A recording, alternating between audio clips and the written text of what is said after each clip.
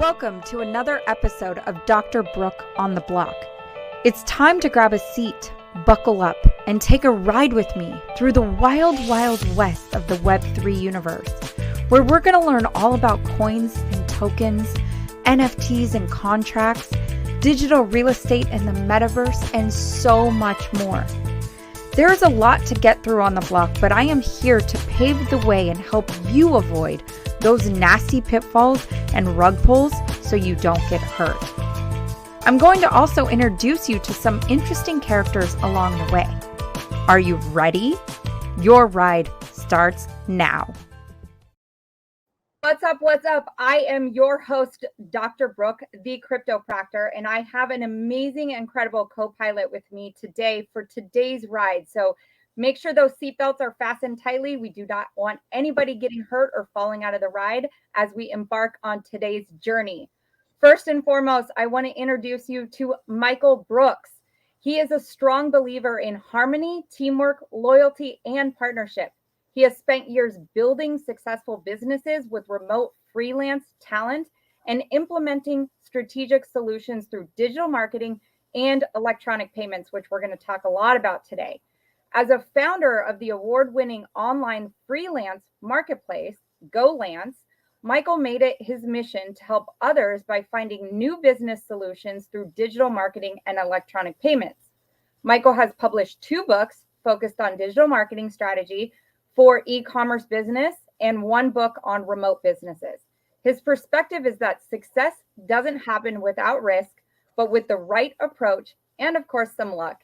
It is possible to minimize the risk while maximizing your chances for success. Welcome to the show, Michael. So glad you're here. Thank you, Dr. Brooke. Very nice to meet you. I appreciate being a part of your program. It's a great pleasure to be here. Absolutely. It's so much fun getting to talk about this space. So my listeners and audience know already that the first question I love to ask my co-pilots, because I think everybody has a different journey into Web3 or digital currency, whatever people want, what words people want to apply to that. But I'd love to hear how you ended up here today in 2022. Sure. Without going too much into the whole career, it's been a long life. Been around for a while. I did finish my first book on electronic payments, which was focused on in the payment space. I was fascinated with how money moves digitally. And then I had a co-author with my second book around the time Bitcoin was like $25. And wow. I was really interested in it. I started peeking around going, there's something here I didn't quite know. And then I went online and I tried to figure out how to buy Bitcoin. I was like, this is hard. This is stupid. I'll just write a book about it instead. So my second book was Cash Disruption, Digital Currencies, Annihilation of Paper Money. I figured it's going that way anyways. But as it took me a couple of years to write it with my co-author, and like I would see the price go up and up, and eventually I figured out how to buy some, so that was okay. But can I pause you right there and ask, what price point did you get into Bitcoin at finally when you made that first purchase? I think I was in around the couple grand phase. Okay, cool. I was like, yeah, I'm in, but I'm not a holder. Right. Yeah. Like I've looked at it and I like not a buy. I'm a business guy. I like building systems. I don't look at, Bitcoin or crypto it's a utility. It's a security, and it's a commodity. It functions in different ways depending on how you're using it. So I've always found it fascinating. Kind of moving on there. I developed goLance, and when I started it, this was very early on in crypto.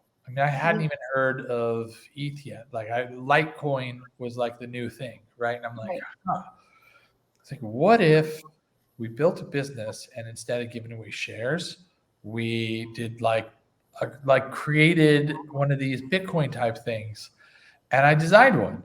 With the help of a project manager, we worked together and we designed an entire coin structure. And people were starting to get coin crazy, but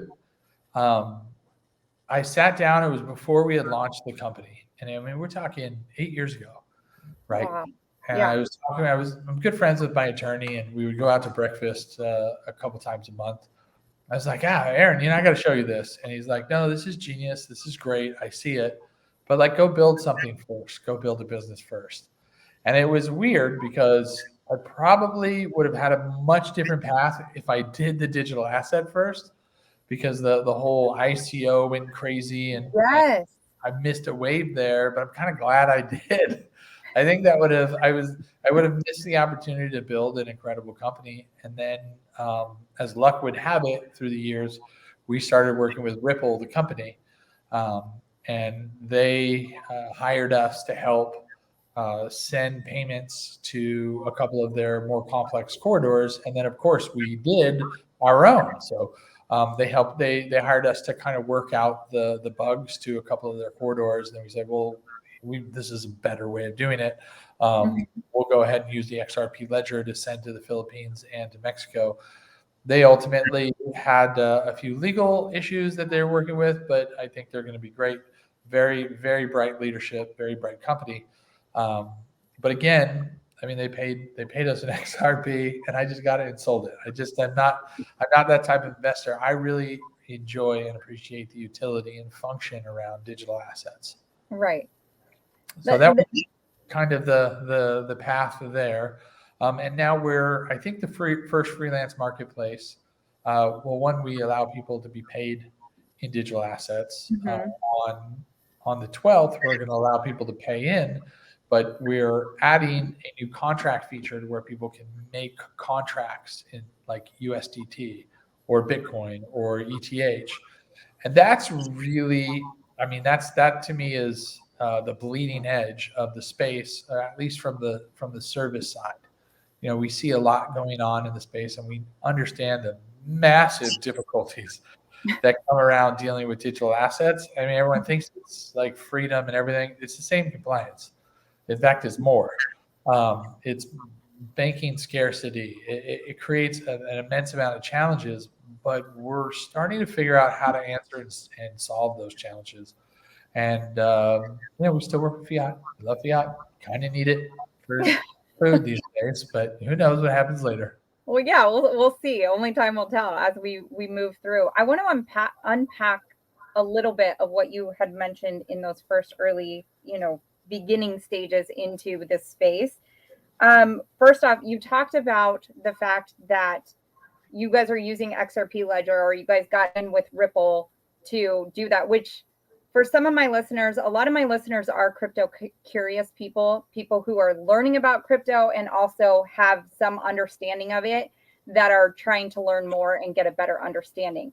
And if you would have to be hiding under a rock at this point to not know that Ripple is in a huge lawsuit with the SEC, which I do personally also believe that they will overcome and they're not going to succumb. But you mentioned that you've been around since 2014, 8 years ago. And what were you guys using before you were using the XRP ledger for transaction? So we're still working with different remittance companies. Okay. And there's some very efficient ones. I just happen to think that the way Ripple as a company did it really well. Yeah. There's some other great companies out there that are tackling remittance. Okay. The way Ripple does it with XRP is very unique, and solves a dual liquidity issue. With some great companies out there do remittances very fast, but they have a dual liquidity, whereas Ripple sends the same money through a chain from fiat to XRP out to fiat in seconds. And they've kind of solved the volatility issue that way. Of course, you could argue that Tether has solved the volatility issue, but I have my concerns there too. Yeah. Right? That's still an entity run by humans, and while there's an enormous amount of trust, it's not the same. It's not the same as a system like Bitcoin, where there is volatility. And most people don't realize that Bitcoin didn't just get its roots on the Silk Road, right? Bitcoin was huge in Nigeria. People wanted to be paid in it because the volatility of Bitcoin was much less than the volatility of their currency. And ironically, so many people in Nigeria got paid through Bitcoin that it's now one of the wealthiest countries in Africa. It might be the wealthiest. And it's That's insane. Sorry, I'm not thinking South Africa, but one, at least the most developing, fastest developing countries. So that's a story you don't hear very often about how crypto really launched. That really, because I mean, the people there, they like, you had cash, and then it was worth half as much by the end of the day. So to have Bitcoin and only fluctuating 20-30%, it was like, oh, okay, goes up and goes down. And then the people that held on to it ended up quite rich. And it made a massive impact and a massive difference in their lives, which, God bless them for it. Right. Absolutely. It's interesting because I haven't heard that story that you just shared about Nigeria. I knew about Silk Road and all of that stuff with Bitcoin in the very beginning. But so thank you for sharing that, is what I was trying to get at there. And then you talked about the thing that you guys are implementing. Well, do you want to go a little bit into goLance before I ask this question? Because my question was around the contract aspect that you guys are bringing into the platform. I think it's probably more impactful first to explain what goLance is, how it works, what it's doing to solve issues in the world. Sure. We're a freelance marketplace. We have competitors, big companies. You may have heard them. I don't like to give them too much attention. So I'd say our biggest one is called Schmuckwork. Let's just go with that. We kind of see the marketplace space. It's, as you have a growing marketplace and a mechanism to help people get quality jobs and find quality talent, we are just far more open than they are. And then, like, our model is lower risk, lower cost, and greater transparency.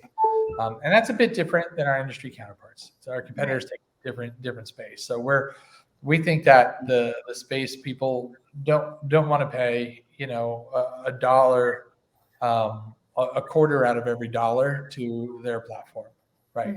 Between client fees and freelancer fees, that happens a lot. We think that's a bit much.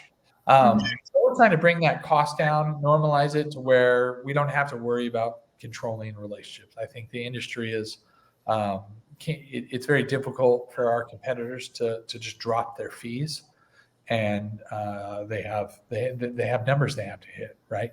They have big expensive organizations they have to maintain. So we're running leaner and more efficient, and really watching the risk and saying we're going to take on a little higher quality client, and we're just going to, but we're going to take a lot less in fees, and keep our clients and our freelancers for life, and make it so that we've removed the incentive for them to disintermediate, to leave us, which is kind of nice. So that's the problem that we see in the industry, and that's how we're solving it, and that's where we kind of fall in the food chain. We're not quite there yet. We still have a lot of work to do. We're much smaller than the other guys, but we do a lot more white glove, hands-on treatment. So, but we do have a lot of fun in the payment aspect, and one of it is building a contracting tool, and it's a little difficult. We can only really do it with milestone contracts because, like, if somebody puts their credit card down and someone works for them, we can build their credit card and then pay the freelancer and track their hours. However, if somebody has a crypto, like, we can't exactly do that unless there's like some stored relationship. And that's a whole different aspect. And then there's credit based upon that. However, we are working on that too. Wow. It's I think at this point punching a little bit above our class, but ultimately letting people house their assets and then get credit against their assets that they can use to build teams. But it's a complex. We're like one step at a time. You can pay people in crypto. We're now allowed, people can pay in. We're making that contract process more efficient. Right. And then we're going to go and solve the credit aspect. And the credit aspect is going to be very exciting, to where you have digital assets and you have credit. You're offering credit based upon that. Right. Yeah. Wow. That's really cool. So you mentioned also the thing that you guys do differently is greater transparency. So I understand the lower risk because you guys are getting better clientele and you have better freelancers working. So it's not this like, because I've done some freelance or ordered freelance work for some projects and I'm like, this is really not good. Like, I don't even know how, because a lot of those you have to prepay, you pay up front for the job and then they'll send you, 2 revisions or whatever. And you're just like, really? I paid for this? How? So I understand that lower. I'm laughing not at you. Believe me, I'm laughing at all the years of those mistakes. Right? It's crazy. And I mean, I know that I'm not the only one. I know people probably are laughing as they're listening to this, thinking the same thing. They've had experiences like that.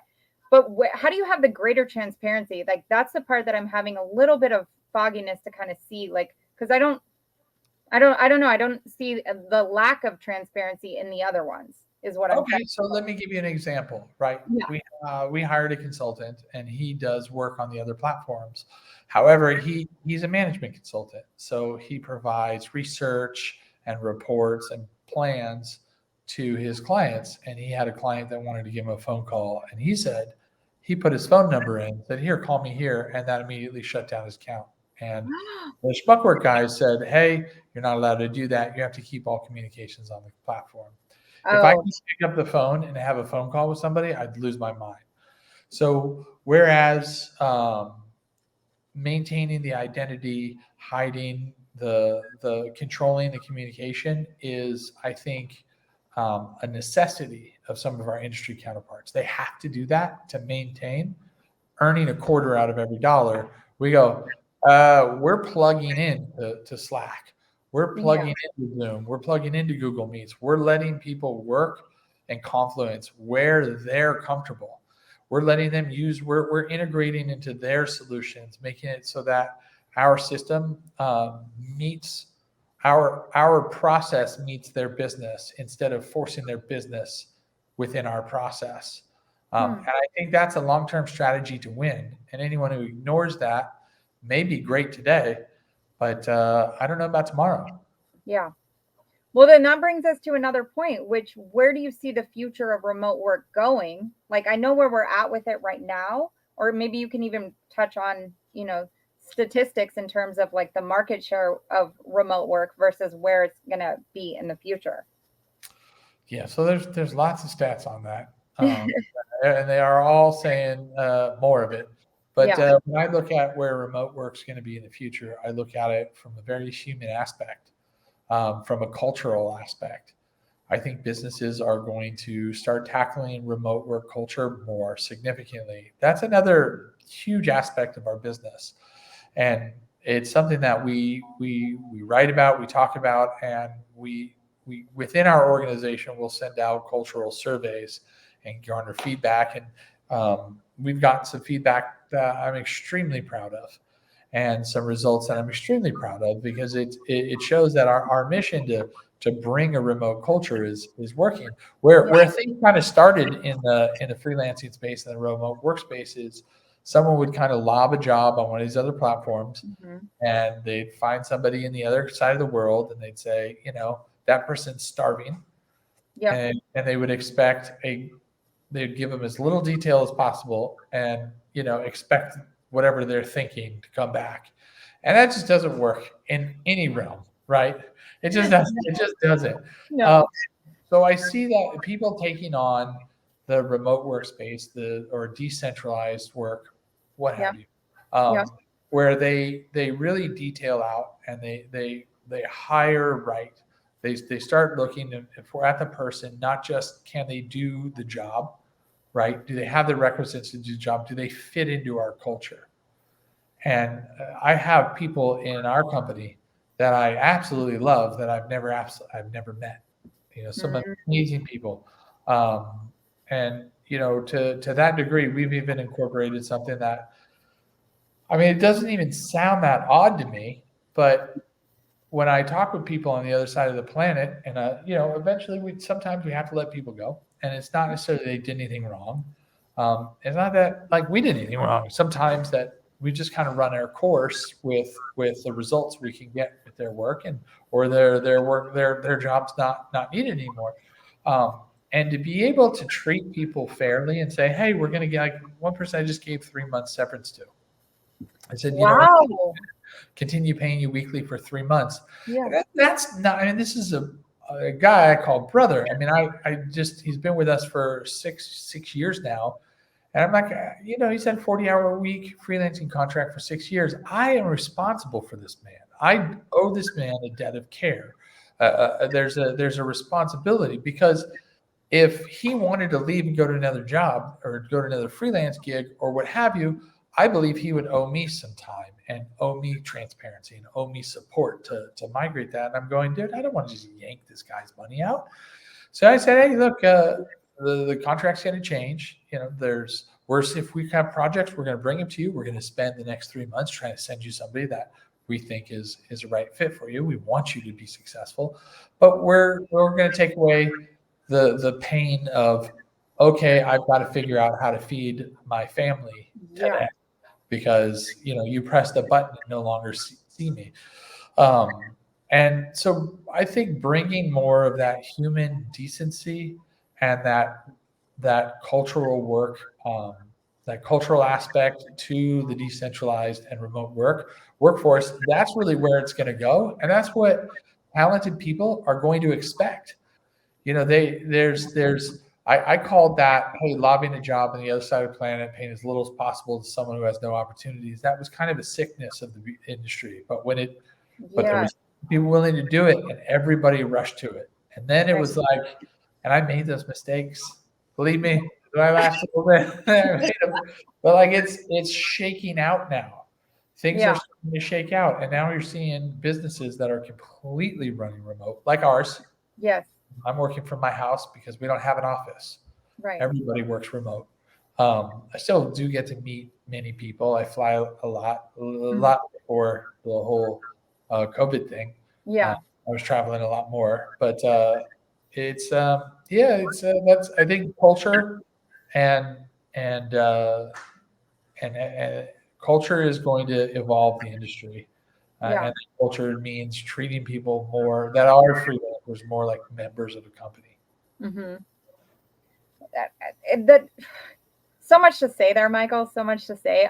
But the one thing I do want to say is it's so beautiful to hear you say, like, bringing it back to the humanness aspect of it, because like you said, you can lob jobs all across the planet and try to pay people as little money as possible to keep your company sustaining and moving forward. But because of the bigger mission at play, because of what you guys are attempting to do for humanity, this isn't just about having remote jobs and getting remote work and grabbing your 25% off the top like these other bigger companies are that aren't caring about things.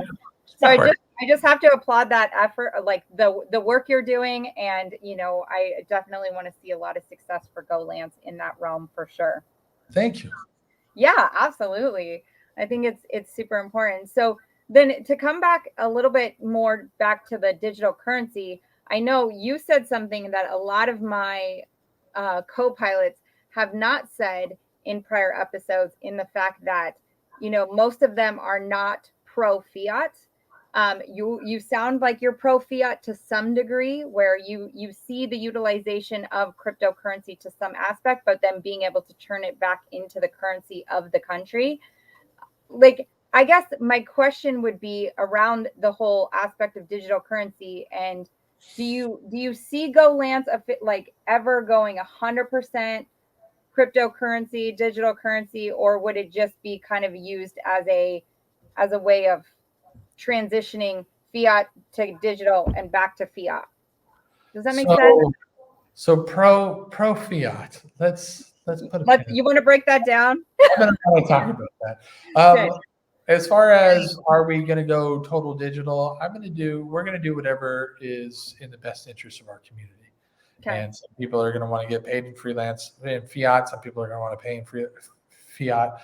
We're going to bend and be flexible to the business. We want to build the process around the business and let the business decide. I'm more pro-capitalist that way. But I'm not sure if you saw my recent article about the founder of cryptocurrency. Yeah, Andrew Jackson. Yes. So to say, for those listening, I'm going to put that article in the show notes because it was good. Yeah. Thank you. That one I worked on for years. Like that started with a conversation I had with a banker over cigars at Gulfstream in Newport Beach. We just were discussing, like just like we're doing now. We're just talking crypto, and I started doing some research and like really digging in. And it took me years to put the article together. And it was like, dude, I have to do this. I mean, it's really fascinating how, and I mean, if you look at the National Banks Act of 1863, right? It's 1863. I think it was 1863, and that was Solomon P. Chase, of namesake of Chase Bank. Right? He wrote, and this is on the Senate's website. It's like a paragraph, and he wrote this whole thing about we need a centralized currency because decentralized is too corrupt. I mean, it's just like the opposite, being a complete case for cryptocurrency, but said no. We can't let the states have their own money. So before 1863, from 1830 to 1863, centralized currency was outlawed. Right? It was Abraham Lincoln during the fog of Civil War that said, no, we're going to go ahead and just make the greenback and outlaw state bank currencies. And I think, and this is going to your point that I'm like pro fiat. It's like, hold on. I'm sorry if I prejudge the situation. I think people talk about fiat, they think of the federal government issuing crypto, but like fiat could be Florida making their own coin, Texas making their own coin, California making their own dollar. I mean, there's no. I think I'm pro efficiency, right? I think digital currency is efficiency, but could the states make their own currencies, right? And isn't that what we vote for every 4 years and every midterms? Isn't it just who manages the money? The budget, yeah. Who are these politicians coming in managing the budget? Yeah. Absolutely. So I think a lot could be solved if we went back to, and look, it was very challenging back in those days. You were kind of limited to doing business around your neighborhood, and if you lived in Illinois, you got dollars from the Bank of Illinois and you traded those. But like if you were popping over to Ohio, you'd have to like use different money, and that was very inefficient. But now it doesn't have to be. So the question is, what does fiat have to be backed by? What does any digital asset have to be backed by? If you're interested in creating your own, I think that's probably where it's going to go. And that's probably what the entire purpose will culminate when an entity says, okay, we're making our own digital asset. But that would be in violation of the National Banks Act of 1863. Yeah, right. Unless it's crypto. Right. But like they got a tricky thing now, right? Because if they call, that's why I find all these like lawsuits really interesting. I find all this stuff interesting because if they call XRP, for example, a security and not a currency, well then anyone can make a currency and call it a security. So you'd have to follow federal security guidelines, but you wouldn't have to follow currency guidelines. So I think there's a lot of wiggle room that is very scary for people, and there's going to probably be a lot more lawsuits. And I probably would have been in one had I not taken my lawyer's advice 8 years ago and just went and built a business instead of developing a coin. This was way before I heard the term ICO. Like nobody. Right. So it was a fun, exciting project. But the world's changed since then. Well, I think like what I understood with what you were saying, I was following a lot of it, but I was kind of getting a little bit in the weeds so you're talking about different states. Well, back before 1863, they were able to basically kind of have their own thing going on. And then in fact, Andrew Jackson outlawed central currency. Andrew Jackson said, no more central currency. We're redistributing all of from the Second Bank of New York, which was in Pennsylvania. So we're giving all that money to the states, and you guys go manage your own money. This is not the federal government's responsibility. We don't want to deal with this. Right. That was before Air Force One, though. I mean, if he had access to that level of private jet, I think he would have been like, hold on a second, guys. Wait. We're going to do this differently. Some cash coming back here for jet fuel. I imagine it's really nice flying around on that thing. Oh my gosh, that's hilarious. But you're right. He probably would have done things differently had he had that. But so what I want to say is, you're talking about like, well, the different states having their own currency, and how we decided then at that point, we're going to have a centralized, like today, right now, we have a centralized money system, and that is the Federal Reserve. The United States actually does not have its own currency. Like, we use the Federal Reserve. No, we don't. Like, everybody calls it the US dollar, but if you actually physically hold it in your hand, there's nothing in there that says United States dollar. So to get to the whole thing with crypto is turning around and bringing that back to a more like decentralized, prior to like 1863. Is that the year? Yeah. Prior to 1863, kind of like going back in time and looking at that and saying, hey, like, there's value in the fact that we aren't stuck to a Federal Reserve monetary system. Like, we can transact with people in Egypt and South Africa and Nigeria and all of these things in a drop of a like second, or in a few seconds. I can send you, and you're in Puerto Rico, correct?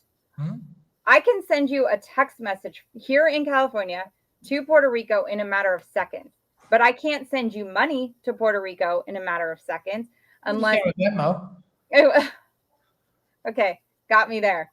Yes, I was just about to say that. Unless you're using like Venmo or Cash App, but that's you and I having access to those software systems. Maybe somebody in Nigeria doesn't have Venmo, and that's not something that's supported by that country, so they can't accept payment, right away. So I do think that I guess, to agree with your point, that there is a lot of value in utilizing digital currency as payment mechanisms, but back and forth. But I still don't necessarily think that fiat, like paper money, like Federal Reserve note, is necessary, in my opinion, like what people's way of doing it. Yeah. Well, I mean, when you hold that rectangle piece of paper, at the end of the day, right, you can describe everything that backs it, right? All of it. But ultimately, whether it's one Bitcoin, $1 bill, or money or numbers in your Venmo account, it all comes down to a unit of trust, right? Venmo's owned by PayPal. I trust that if there's money in my Venmo account, I'm going to be able to offload that, put it in my bank account, or send it to a friend and get services. Yeah. And so, there are 3,000 different stocks on the NASDAQ. Why can't there be 3,000 different cryptos? And if we have a mechanism of trading and moving them, then trust is always going to be fluctuating, right? And I do a lot about, I think a lot about life, about what I teach my kids. And I always say the number one commodity in life is not time. It's not money. It's trust. Because, without it, you don't have anything. You have all the time in the world sitting in a cell by yourself. And there's really no value there. There's no value to that life, to that kind of life, or very little, with no human interaction. However, it can spend a lifetime developing trust, and it's extremely combustible, and it can blow up in a second. So it's diversifying trust. I believe that the price of liberty is eternal vigilance. A lot, when I go to these crypto conferences, I see hope, almost a religious hope in people's eyes. Right. That's what I see when I look at people at crypto cards. They're like, Bitcoin's going to do it for us. Like, I think it definitely paved the way. And it paved the way as the king of rock and roll. But there's going to be a lot more that come after it that find different ways of encouraging, inspiring, and creating trust. And then there's usability. And Right now, there's some concerns I have. I mean, let's play this game, right? How many banks are there that off ramp crypto into fiat in the United States? Zero. Oh, there's banks you can if There's you some. exchange. Yeah, there's banks that will take the crypto, convert it to fiat, and send it to your bank account. There's like Okay. Okay. there's Three like that I don't, that I'm not aware of. So okay. three relatively small banks, right? Hmm. So, like, what happens if a big bank buys those and says, "Okay, this is no more," and then they write some regs to make it not usable anymore, Right. and then all we have is ETH or Bitcoin or USDT, and we can trade that, right? Hmm. Would it still have value? Sure. Hmm. Sure. It could still maintain value. Would it lose value? Probably. Bitcoin would probably lose significant value. But like, how is it going to evolve and be used? And what's it going to be used for? And what comes next after that? Right. And if the bank said, hey, you can't offload your Venmo into US dollars, that would drop the amount of people that use Venmo. Yeah. So I mean, at the end of the day, it's usability and risk, um, and trust, and risk is the cousin of trust. So where does the risk line in taking a rectangle piece of paper and buying several digits with a B next to it? Yeah. Where's the trust? Sure, there's volatility and fluctuation in the value of it, but um, the trust in the simple usability. Right now, if I have money in my Venmo account, I'm pretty sure I can send it to you as fast as I can in text, and Yeah. you can. Absolutely, you can. Yeah. Absolutely, you can. You could absolutely do that. So But go finish. no, and then and I'm sure you trust that you can use that, right? Yeah. You can go to Starbucks, you can go get gas, you can go Right. get these things you need. You pay your electric bill, right? Yeah. Ultimately, it comes down to that. So, um, what happens to the usability if a few relatively small things change? And I hate to be the breaker of the hope, but I think that in order to maintain the vision for the future of digital assets, we have to be vigilant and say Absolutely. we're doing our part. Right? You're going to have contracts.